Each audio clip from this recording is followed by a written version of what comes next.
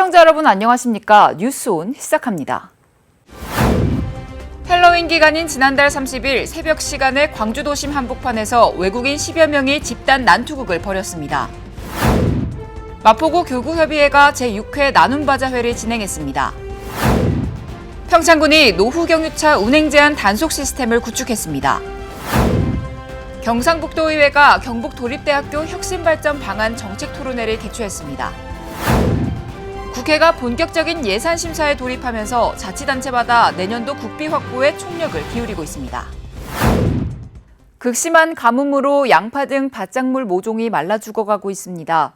농업용수도 바닥을 드러내면서 농민들이 중장비를 동원해 마을 수로까지 파헤쳐 물을 끌어모으고 있지만 역부족입니다. 전남 모항군 해제면의 고읍 저수지입니다. 최대 3만 7천여 톤의 물을 저장할 수 있는 규모로 올해 초부터 수위가 낮아지기 시작해 이제는 바닥을 훤히 드러냈습니다. 남은 물이라도 끌어보려 농민들이 설치한 관이 여기저기 거미줄처럼 얽혀 있습니다. 주민들은 올해처럼 지독한 가뭄은 처음 본다며 한숨을 내쉽니다.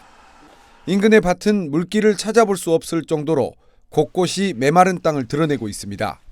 제가 70년 만에 가장 심하다고 지금 보고 있는 겁니다. 작년부터 아직까지 이 저수지가 넘지를 못했어요.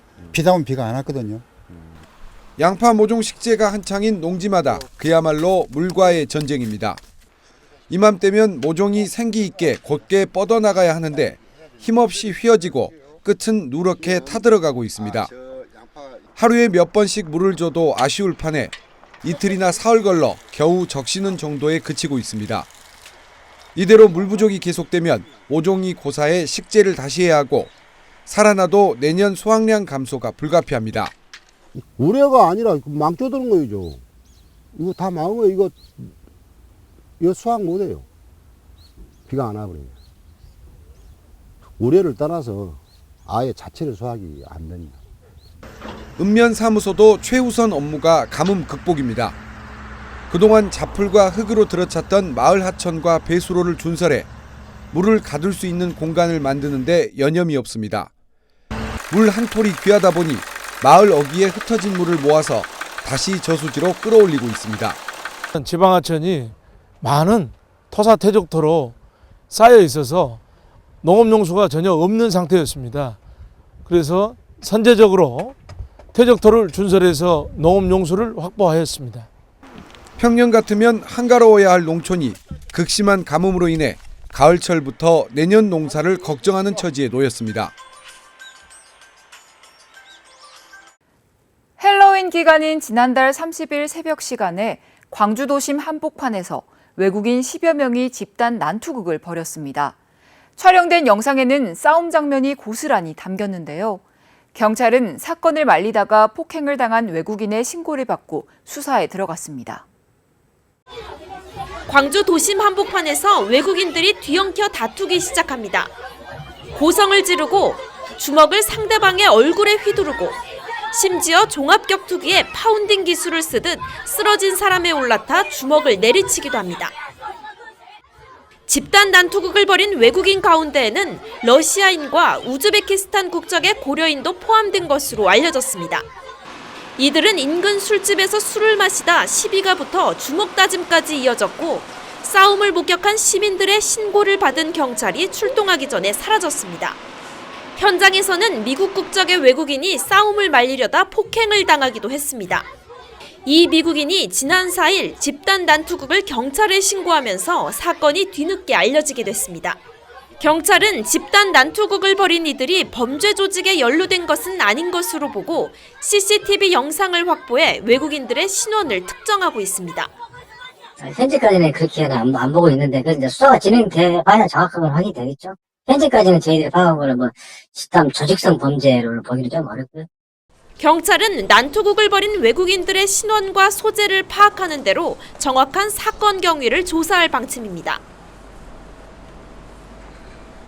수도권 소식입니다. 마포구 교구협의회가 지역에 소외된 이웃을 돕기 위한 제6회 나눔바자회를 진행했습니다. 따뜻한 겨울나기 성금과 마포인재 육성 장학금을 마련하고자 운영한 건데요. 많은 주민들이 자리에 함께했습니다. 10월 28일 마포구청 광장에서 제6회 나눔바자회가 열렸습니다. 마포구 교구협의회 주관으로 개최된 이번 행사는 오전 10시 30분 나눔바자회 선포와 함께 모든 부스에는 많은 주민들이 함께했습니다. 여기 마포구청에 하얀 천막이나 이런 게 있으면 제일 첫 번째로 와요. 여기 저희 동네에서 이런 장터가 자주 열렸으면 좋겠고요. 이렇게 자주 열려서 좋은 물건들 싸게 구입할 수 있어서 너무 좋습니다. 의류, 먹거리, 안마 서비스 등을 직접 제공하며 누구보다 이웃사랑에 힘쓴 부스 운영자들도 뜻깊은 행사에 만족감을 표현했습니다. 네, 저희 마포구에 있는 교회들이 마포 구민들을 위해서 준비한 바자회고요. 이 바자회에서 모금된 돈으로 따뜻한 겨울나기 성금도 보내고 또 장학금도 마련을 해서 미래의 인재들을 육성하는 일이라고 하니까 모두가 다 함께 마음을 모아서 나왔습니다. 오늘 나오신 분들도 너무 많고 관심도 많이 가져주셔서 너무 마포구에 따뜻한 마음을 가지신 분들이 많이 계신 것 같아요.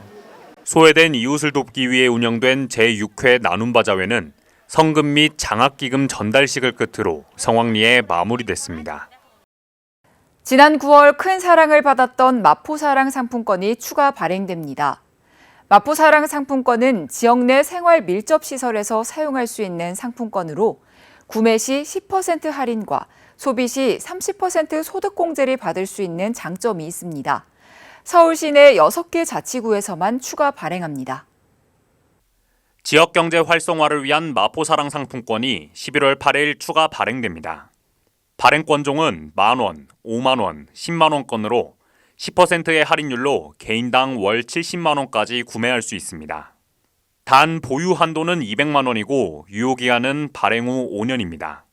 구매 가능한 앱은 서울페이 플러스, 신한플레이, 신한솔, 티머니페이, 머니트리 총 5개입니다.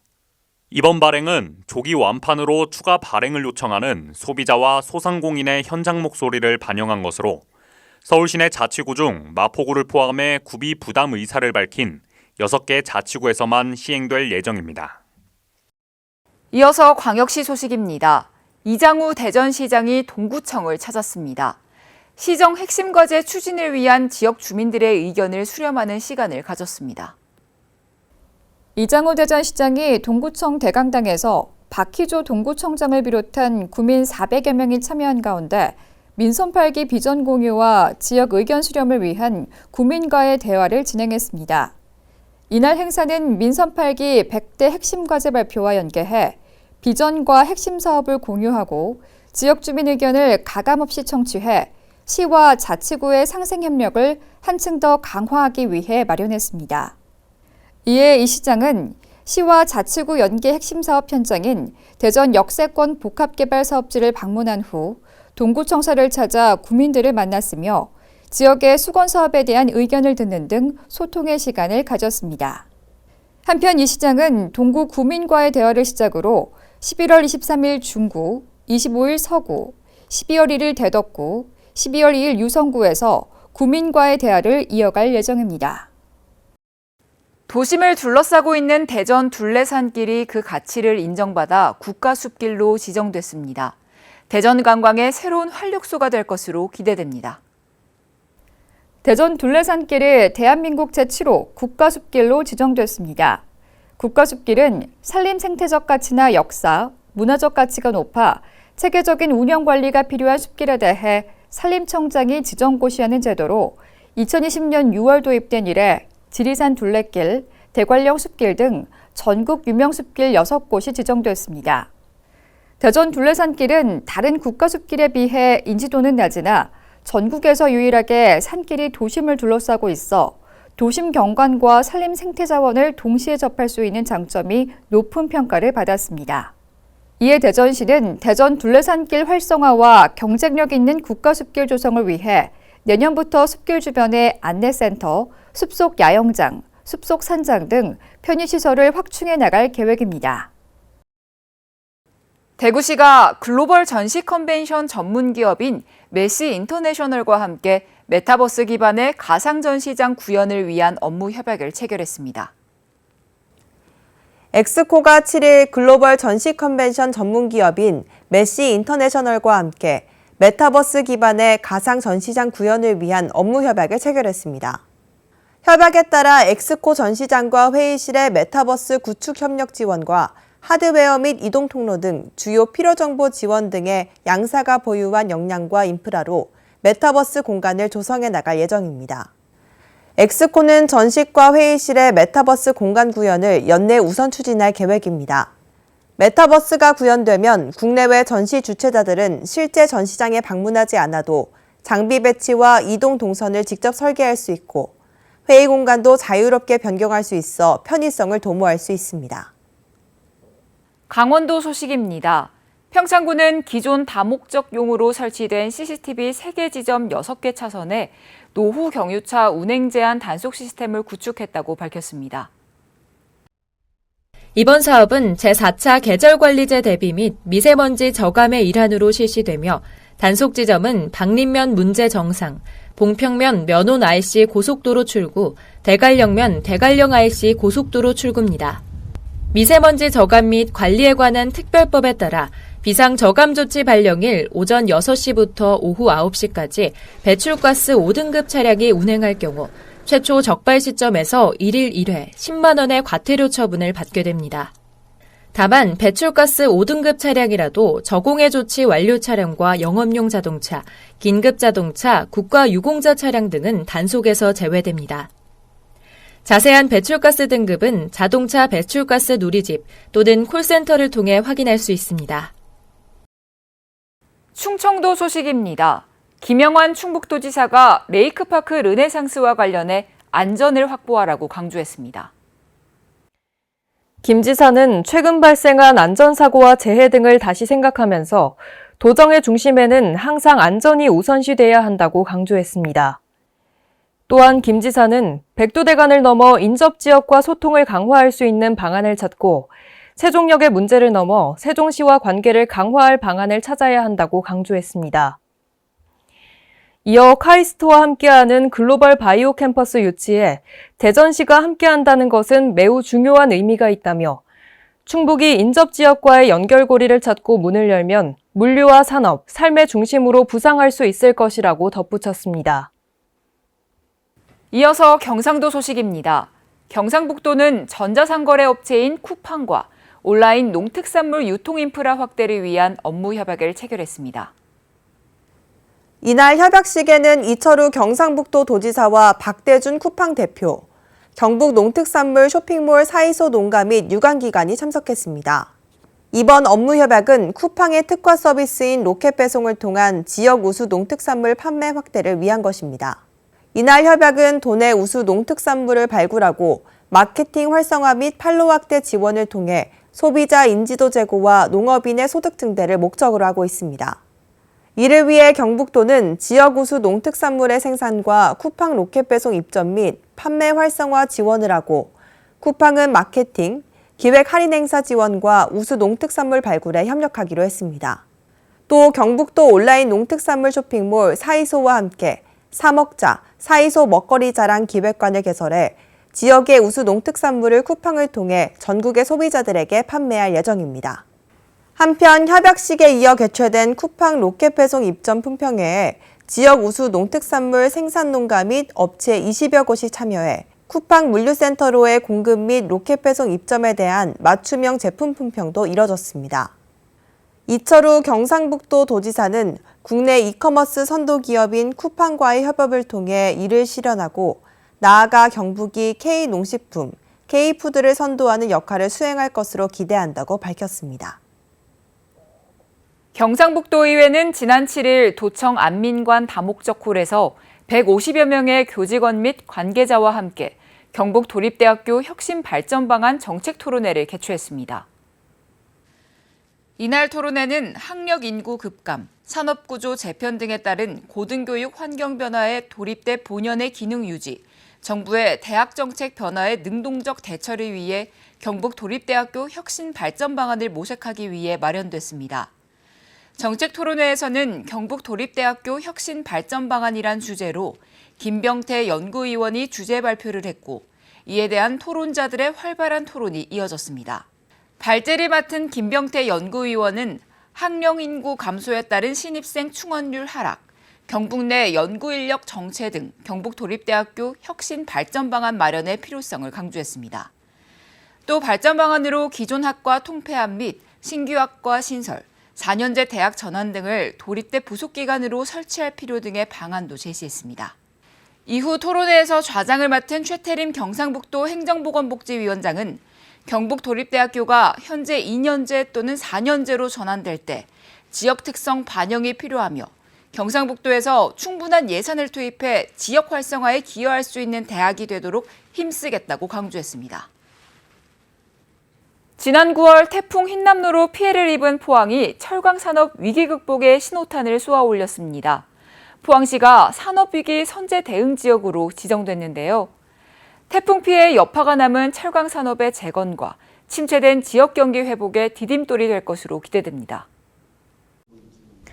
포항시는 3일 산업위기 선제 대응 지역 지정 및 안전도시 포항 건설에 대한 기업 설명회를 개최했습니다. 시는 산업위기 선제 대응 지역으로 지정돼 태풍 흰남노로 인한 피해 복구에 범정부적 지원을 받게 된 바 피해 중소기업 100여 개사를 대상으로 기업체 지원 내용을 안내하고 안전도시 종합 추진 계획을 설명하며 소통의 시간을 가졌습니다. 시는 기업체 대상 긴급경영 안정자금 200억 원 선지원, 흰남노 피해금융 지원 방안에 따른 대출 만기 연장 또는 상환 유예 등 금융지원, 지방투자 촉진 보조금 지원 비율 상향 조정 등 연내 지원책을 안내했으며 재난 인프라 구축, 제도 개선 등 총 3조 6,774억 원 규모의 안전도시 종합 추진 계획안에 대해서도 설명했습니다. 포항시는 태풍 흰남노로 인해 막대한 경영 손실을 겪고 있는 경영주들의 고통을 덜고 지역 경제가 빠르게 정상화될 수 있도록 전 행정력을 집중해 국비 확보와 건의 사업 확정을 위해 노력할 계획입니다. 이어서 광주 전남 소식 전해드립니다. 광주광역시가 민선 8기 공약으로 추진하던 수소 트램 도입의 속도를 늦추기로 했습니다. 다른 지자체의 진행 상황을 좀 더 지켜보겠다며 내년 예산에 편성할 계획이었던 용역비 2억 원을 반영하지 않기로 했습니다. 하지만 내년 용역비가 반영되지 않으면 사실상 민선 8기 임기 중 추진이 어려운 것 아니냐는 전망이 나오고 있습니다. 광주시 수소트램은 당초 시 예산 720억 원을 들여 농성역에서 광주기아 챔피언스 필드까지를 잇는 1단계 구간을 추진해왔습니다. 오는 2026년 완공을 목표로 내년에는 용역비 2억 원을 반영할 계획이었습니다. 이후 2단계로 광주역에서 광주 송정역을 잇는 구간을 국비 등 7,600억 원을 들여 조성할 예정이었습니다. 강기정 광주시장은 이 같은 트램 사업 계획 추진을 멈추겠다고 밝혔습니다. 법 개정과 타 지자체의 추진 상황을 좀 더 지켜볼 필요가 있다는 이유에서입니다. 사회적 합의의 필요성, 그리고 타 시도 트램의 장단점 추진 과정도 지켜봐야 된다. 도시철도 2호선도 불명확한 상황에서 수소 트램을 강행하는 데 대한 여론의 반발과 예산 부담도 이 같은 판단에 영향을 준 것으로 풀이됩니다. 강 시장은 수소 트램을 완전히 포기한 것은 아니라며 여전히 불씨는 살려뒀습니다. 내년 예산 용역을 추진하지 않는 걸 원칙으로 하되 속도 조절을 통해서 이 트램은 추진해 가겠다. 하지만 내년 타당성 용역을 실시하지 못한다면 민선 8기 내 수소 트램 도입 공약은 사실상 물 건너간 것 아니냐는 전망도 나오고 있습니다. 한국수출입은행 지역 출장소를 폐쇄하려는 정부 계획에 정치권과 지역 기업들의 반발이 거세지고 있습니다. 정부는 공공기관 혁신을 명분으로 내세웠지만 지역 정치권은 기업의 경쟁력을 약화시키는 균형 발전 역행 꼼수라고 규탄했습니다. 2013년 문을 연 한국수출입은행 여수 출장소입니다. 지난 5년 동안 전남 동부권 기업에 6천억 원에 달하는 자금을 지원했고 해외 투자 등 다양한 무역 정보를 제공해왔습니다. 전남에서 이런 역할을 하는 공적 금융기관은 여수 출장소가 유일한데 정부는 최근 여수를 비롯해 구미와 원주 출장소 폐쇄를 추진하고 있습니다. 지역 기업들은 정부가 시장 논리와 효율성을 앞세워 공적 역할을 포기하려 한다고 반발하고 있습니다. 공공기관 운영위원회 등이 열려서 심의 과정을 거치게 되는데요. 저희 지역의 목소리를 명확히 전달을 하고 폐쇄가 되지 않도록 노력할 계획입니다. 정치권에서도 수출입은행 지역 출장소 폐쇄가 균형 발전에 역행하는 꼼수 혁신안이란 규탄이 이어지고 있습니다. 여수 국가산단과 광양제철소가 있는 전남 동부권의 연간 수출입 규모는 울산, 인천에 이어 전국 3위로 수출입 금융 지원이 그 어느 때보다 절실한 상황입니다. 수출 지원책마저 빼앗겠다는 것이 어떻게 혁신이 될 수 있겠습니까? 균형 발전은 선택이 아닌 필수, 지역 균형 발전과 지방시대 개막을 적극 지원하겠다던 윤석열 대통령은 어디 갔습니까? 고환율, 고금리 등 대내외적 악재 속에서 수출입 은행마저 폐쇄하려는 정부 안에 지역 정치권과 기업들의 반발이 커지고 있습니다. 수백억 보조금 지원에도 파업으로 시민들의 발을 묶은 목포 태원역의 유진 운수에 대한 목포 시민들의 분노가 커지고 있습니다. 목포시 의회가 이한철 대표의 사퇴를 촉구했고 목포시는 1,000원 택시 운영에 들어갔습니다. 이른 아침 버스 정류장에 초록색 깃발을 단 택시가 정차합니다. 등교 시간 학생 수송을 위한 1,000원 택시입니다. 시내버스 파업 장기화로 불편을 겪는 학생들을 위해 150대의 택시가 특별 수송에 투입됐습니다. 버스가 안 한다 하니까 우리도 사실은 가족들이 다 피해를 보고 있잖아요. 그래서 빨리 해결되고 우리 택시는 끝까지 협조할 그런 계획을 가지고 있습니다. 아침 일찍 나와야 하고 택시 역시 줄을 서서 기다려야 하는 불편은 있지만 등굣길은 한층 수월해졌습니다. 택시 타고 다니는 게 조금 더 편할 것 같아요. 왜냐면 그냥 버스 타고 다니면 너무 이리저리 손님들도 많이 타시고 하니까 예상 시간보다 많이 늦어지더라고요. 등하굣길, 출퇴근길 시민들의 고통이 이어지고 있지만 보조금 타령만 하면서 배짱을 튕기고 있는 버스 회사에 대한 공분은 날로 커지고 있습니다. 목포시의회도 이한철 대표의 사퇴와 시내버스 면허를 즉각 반납하라고 성토했습니다. 시민들은 더 이상 자신들을 볼모로 잡아 자신의 이익을 도모하는 꼴사나운 형태를 용납하지 않을 것이다. 시내버스 정상화를 위해 시민들도 머리를 맞댔습니다. 더 이상 개인의 사리사욕을 위해 혈세를 낭비할 수 없다며 조속한 완전 공영제 시행을 통해 투명한 시내버스 운영을 촉구했습니다. 뭔가를 공공기관이 목포시가 뭔가를 가지고 있어야 공영제잖아요. 뭘 가지고 있어야 될까요? 회사의 운영권을 가지고 있든지 회사의 버스의 노선권을 가지고 있든지 뭘 가지고 있어야 이게 뭐가 되는 거잖아요. 특히 수백억 혈세가 어떻게 쓰였는지 수사와 감사를 통해 명백히 밝혀야 한다고 목소리가 높아지고 있습니다. 국회가 본격적인 예산 심사에 돌입하면서 자치단체마다 내년도 국비 확보에 총력을 기울이고 있습니다. 광주광역시와 전라남도도 서울의 전담팀을 파견하는 등 국비 확보에 사활을 걸었습니다. 지난달 27일 국회에서 지역 의원들과 예산정책협의회를 했던 강기정 광주광역시장이 또 서울 여의도를 찾았습니다. 국회 예산심사가 본격화하는 가운데 국비 확보를 위해 기획재정부 주요 인사들을 만나기 위해서입니다. 강 시장은 인공지능과 전기차, 방공포대 이전 등 광주의 주요 사업 필요성을 기재부에 역설했습니다. 국회의원, 기재부, 또 광주시의 모든 역량을 다 담아서 내년 살림을 준비하는 것이 이제 남은 시간의 광주시장으로서의 임무입니다. 전라남도는 여의도에 별도 사무실을 마련하고 지역 국회의원들과 접촉을 늘려가고 있습니다. 이달 말까지 도지사를 중심으로 모든 실국장이 수시로 국회를 찾아 미반영 사업 예산을 내년 예산안에 추가한다는 계획입니다.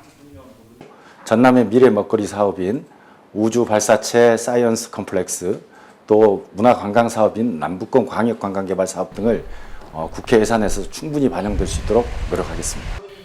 예산 증액의 분수령은 오는 17일부터 시작되는 국회 예결위의 예산안 조정소위 심사가 될 것으로 보입니다. 광주 전남에 보다 많은 예산이 배정이 돼서 미래 대한민국의 발전을 이끌어 나갈 수 있는 그런 지역으로 성장할 수 있도록 배려하는 것이 필요하다고 생각을 합니다. 정부 예산안이 13년 만에 축소된 가운데 광주와 전남이 지역의 미래가 달린 현안들을 내년 예산안에 얼마나 추가시킬 수 있을지 주목됩니다. 2022 국제섬포럼 인 여수가 지속가능한 섬 주민들의 삶이라는 주제로 성황리에 개최됐습니다. 2022 국제섬포럼 인 여수가 개최됐습니다. 이번 포럼은 영국과 캐나다, 일본, 한국 4개국 전문가와 관계자 450여 명이 참여한 가운데 섬의 주인공인 섬 주민의 삶에 초점을 맞춰 교통과 경제, 의료, 복지 등 정주 여건 개선을 위한 실효성 있는 의견들이 개진됐습니다. 여수시가 소라면을 시작으로 11월 14일까지 21개 수매 현장에서 2022년산 공공비축 미곡을 매입합니다. 금년 매입 물량은 전년보다 22% 증가한 4만 4천여 포대로 농가 편의를 위해 톤백과 포대별로 나눠 매입하게 됩니다. 매입 품종은 신동진과 새청무 2개 품종이며 매입 가격은 수확기 기준 전국 평균 쌀값으로 결정됩니다. 전국 대부분 지역에서 대기 중 미세먼지 농도가 높게 나타나고 있습니다. 미세먼지가 짙을 땐 외출을 되도록 자제하고 외출 시에는 반드시 마스크를 착용하는 것이 좋습니다. 이상 뉴스 마칩니다. 시청해주신 여러분 고맙습니다.